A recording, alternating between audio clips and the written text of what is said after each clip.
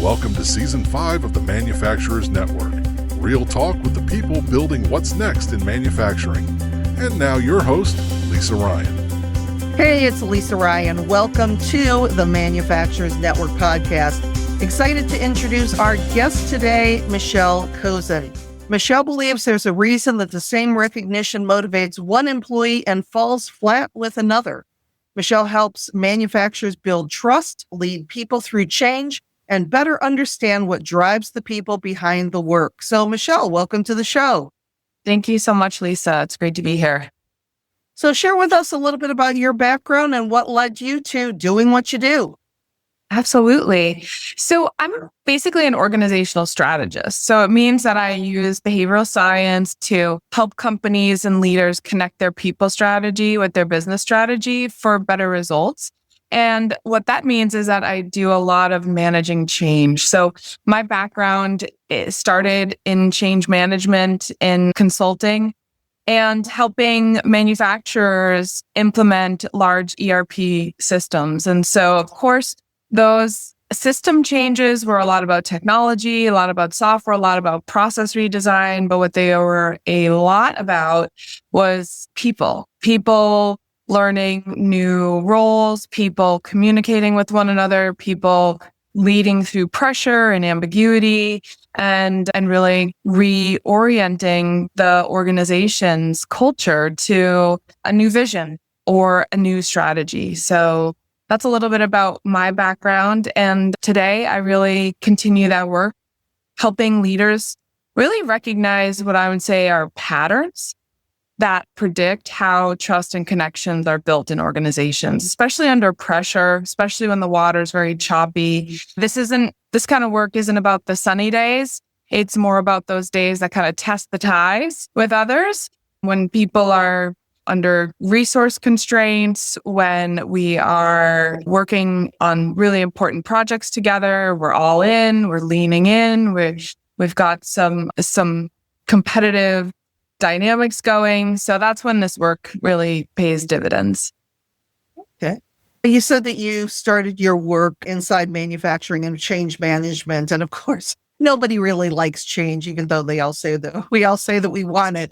But what did you see that convinced you that trust was one of the biggest factors determining whether that change succeeded or failed? So when we think about those big transformation projects, whether it's a large-scale software project or some other kind of digital transformation or changing out a line or name your favorite project, you can put all of that on a chart, on a Gantt chart, on a project in our favorite project management tool, but you can't put on when people are going to trust each other, right? You just don't know when that's actually going to happen. And if we try to operate without trust, we're going to slow everything way down. That's really the moment that I had a bit of the aha, because you're right. People not only don't love to change, it's not because they don't love to change, but they're not afraid of change. They're afraid of loss. And so what happens when we change is that we have some kind of potential loss of control, potential loss of influence, loss of precision, loss of relationships. And so different people respond differently to that situation. And I like to say change is an invitation to experience uncertainty, and not everyone welcomes that invitation. Not everyone's ready to RSVP to that. I think a lot of people too, they don't realize how much more conversation and information and transparency that they need to share with their employees during this process to make them feel comfortable, and over time to trust them more, sharing the good, the bad, the ugly. Because I know so many times people are afraid to share the bad or the ugly because they think people will quit. And I think what you're seeing too is that people don't quit even through the bad and the ugly if they know that the leadership team is being straight with them. Absolutely. And that comes down to purpose. And you can never over communicate during times of change, because when we are preparing to change our strategy or our technology or our processes or what have you, we are redefining what it means individually to contribute and have purpose and impact. And I'll describe it almost, imagine a little rowboat tied up to a dock.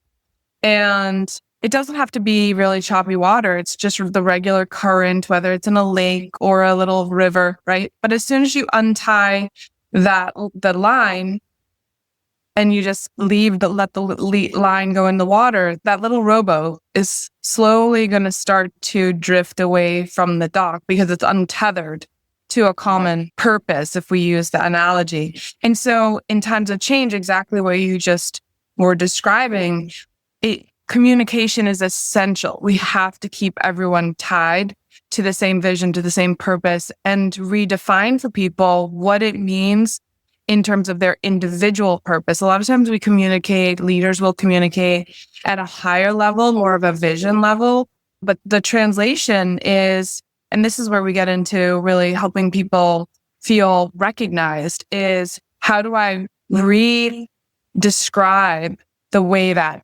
person's going to add value? Yeah.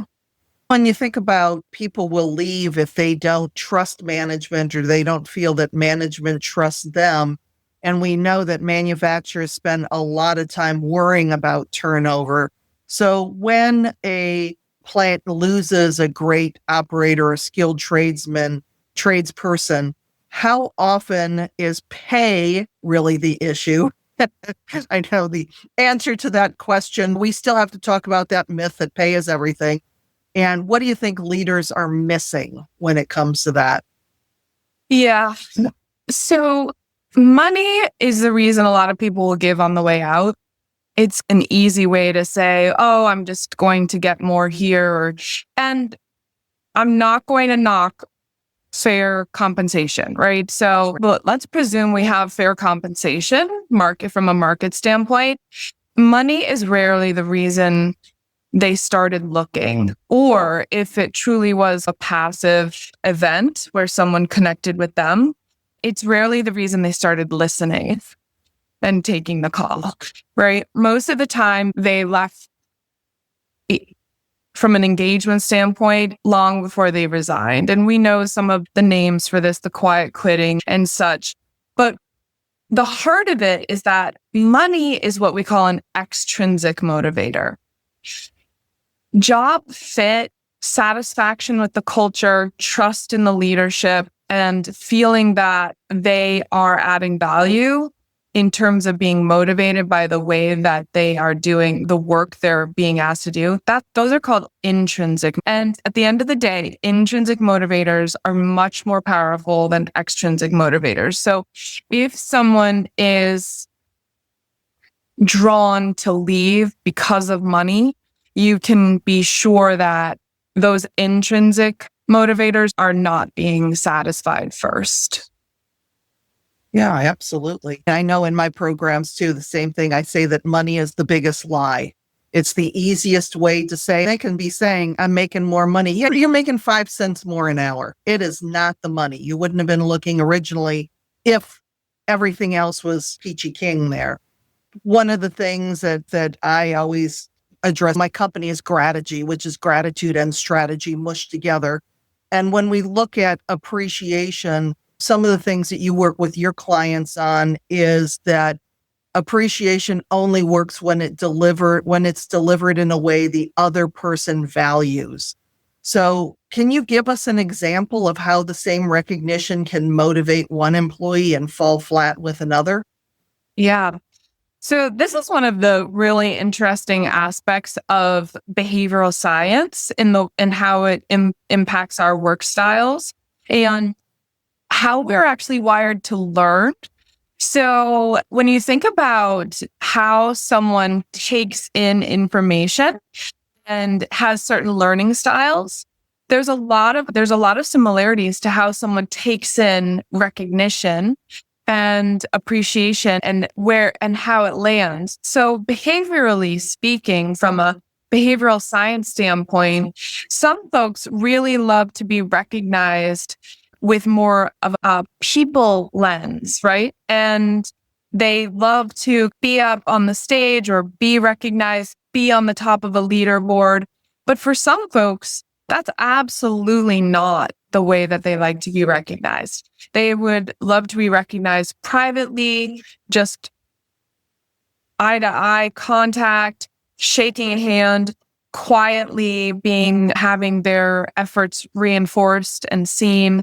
And this is, as I mentioned, has a really interesting connection to how someone might be wired to learn differently. One person might be wired to learn with an opportunity to have quiet reflection, reading through a handbook. Someone else might say, no, I just want someone to explain it to me, and I want to shadow a high performer, right? We know how different people's styles are. So that doesn't stop when it comes to recognition. All those different styles actually still flow into the fact that recognition absolutely is a gift, but it's going to land its best fit based on the person that's opening and is opening it. So when you think about if you're a manager, plant manager, people leader, it is going to be really powerful to think for a minute, not just, oh, how do I like to be recognized, but how might that be similar or different to what I know about this person? And it's really even more of a gift when you can tailor it to a little bit about how they're wired for work. Yeah, absolutely. I know that and one of the other things that I talk about is the all about me sheet, is finding out how people like to be recognized. And one of the questions on that, do you like public praise, or would you rather not? I think my favorite story years ago with the National Speakers Association, our chapter, we had an administrator who had been with us for 18 years, and another association came in and swooped her up. So we wanted to honor her, and we had one of the meetings that focused on her. And as she's sitting there and all these people are saying these beautiful things, the impact that she made, she leaned over to me and she said, "You know, I hate this, right?" So sometimes we think as managers that it's big, beautiful service. And unless we know that person, she would have just been happy with everybody writing a letter to her. Yes. Her thank you note and sending it out. Yes. It's so interesting, isn't it? And you think to yourself, oh my gosh, how could I have not realized that? Because this is exactly what I would have loved for myself, right? Or that's such a beautiful example where we just have really different ways of feeling appreciated. And I think what you just said, I was imagining this giant card where everybody had written her a little thing and she had it as a keepsake. But it's so true. It can get missed if we don't understand that. It's like giving everyone on your team the same size shoes, right? It's going to fit maybe a couple people, but it's not going to fit everybody. And there's nothing right or wrong about any type of style of learning. There's nothing right or wrong about liking recognition in a certain way, right? It's a little bit of the analogy of love languages at work, right? Whether it's acts of service or it's words of affirmation or things like that, or all just wired a little bit differently. Yeah. I remember one of my clients asked me, engineering week is coming up. What's the one thing that we can give to all of our engineers to make them feel appreciated? I'm like, there's nothing. It takes a little bit. It doesn't take a lot, but it takes a little bit of thought. Maybe somebody would like that gift card instead of yet another Starbucks card. Maybe they'd like a grocery card. Maybe they'd like a gas card. Maybe they'd like a TJ Maxx card. Who knows? But, taking the little tiny bit of extra time to recognize people, like the opposite of the golden rule. It's not do unto others as you would have them do unto you. Do unto others as they would have done unto them. Platinum rule. The platinum rule. I quote the platinum rule all the time. It is such a great way to think about it. Absolutely. So let's make this practical. So imagine that you have a veteran machinist. He's quiet and independent, and a newer employee who wants the frequent feedback. So how should a supervisor adjust their leadership style without making it look like favoritism? Yeah. Such a good question. First, real fairness is really matching your approach to the person in front of you. So it's the same standard of communication. It just might be a different path to get there. And so I would say, ideally, no one is feeling like there's favoritism when they're getting what is actually helpful to them, right? Just even like what we were talking about a moment ago with recognition.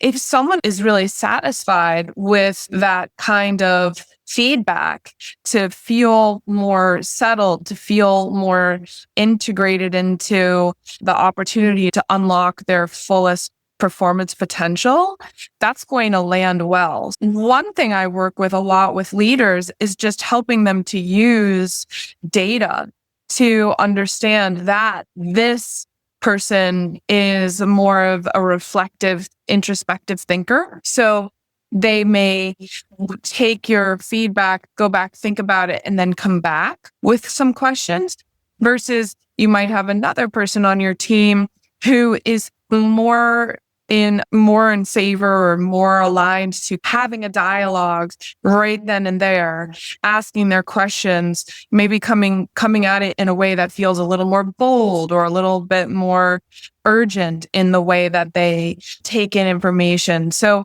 it's really an opportunity for leaders to connect better with more of their team and following that platinum rule idea. So that's a little bit of what I think the reframe on that is that it's actually not favoritism if you're really understanding how to help people unlock their fullest performance potential. And my favorite leadership quote is, leadership is how other people feel about themselves when they're being led by you.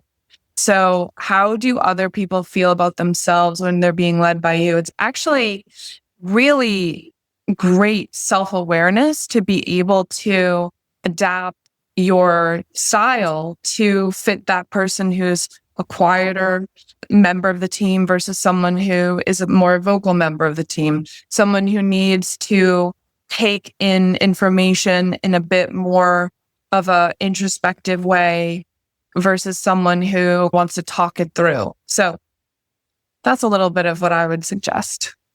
Yeah.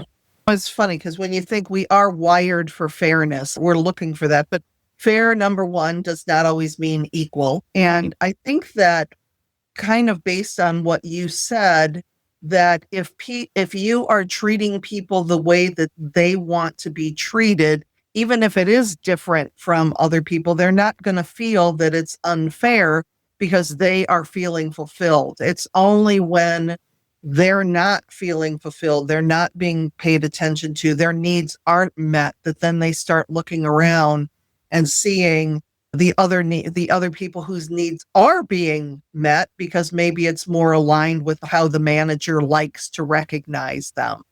So it's just interesting to take that step back and realize that we have different relationships with everybody. And the other thing it reminded me of is I'm certified in DISC. There's so many different personality assessments out there. So are you using some kind of assessment in your practice so that people know who are the extroverted people and who are the introverted task people and all of that?